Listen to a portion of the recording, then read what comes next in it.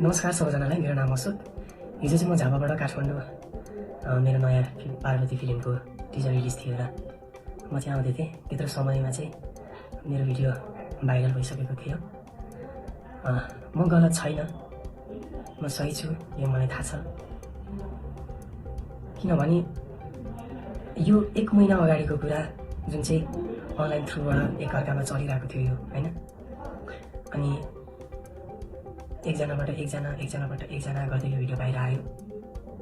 अनि त्यति बेला कतिजनाले प्रश्न गरिरहनु भएको छ, अशोकलाई यत्रो हान्दाखेरि किन नबोलेको होला भनेर।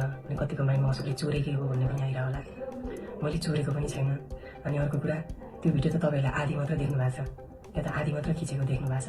तर फुल कुरा के भएको छ, फुल सिन के भयो त तपाईँहरूलाई थाहा छैन। त्यति बेला चाहिँ अगाडि नै उनीहरूले भिडियो खिच्नुभन्दा अगाडि नै मलाई रोकिदिउँ भनेर